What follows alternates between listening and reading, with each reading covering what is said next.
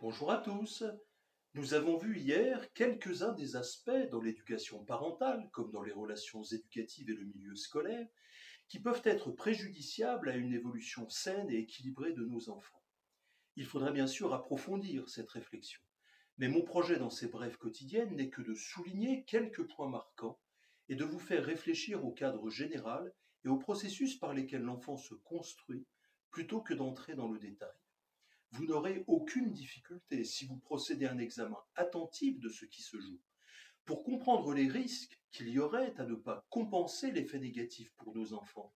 de se retrouver livrés à longueur d'année à un système éducatif qui ne privilégie que le développement mental, valorise uniquement la réussite intellectuelle et l'accumulation de connaissances, et propose l'éducation civique et l'apprentissage de la conformité à la règle commune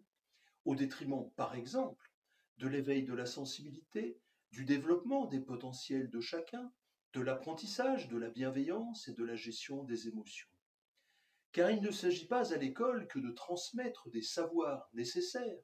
et plus nos enfants pourront augmenter leurs connaissances, mieux cela sera, mais également de les mettre dans la boîte d'une certaine culture et de ce qu'il est bon de penser et de faire, pour reprendre l'idée de Christian Bobin. Il est donc urgent qu'en tant que parents, nous mettions en place quelques principes et objectifs clairs dans l'accompagnement et l'exemple que nous donnons à nos enfants. Aidons-les d'abord à être le plus possible libres de cet esprit de compétition et de comparaison permanente qui existe entre les élèves, et faisons-leur comprendre que la valeur de leurs résultats vient des efforts qu'ils ont faits pour apprendre et non d'une grille de classement qui ne peut tenir compte des spécificités de chacun. Évitons de créer chez eux des craintes à nous avouer leurs faiblesses, leurs difficultés ou leurs erreurs, que la peur de la punition ne vienne pas les inciter à mentir pour se protéger. Apprenons-leur à ne pas juger ni rejeter celui qui se comporte, s'habille ou s'exprime d'une manière différente, mais au contraire avoir l'humilité de lui rester ouvert.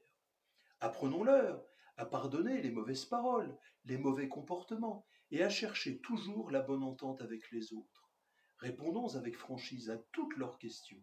et donnons-leur le goût de la réflexion critique, et de prendre le temps avant de se forger une opinion.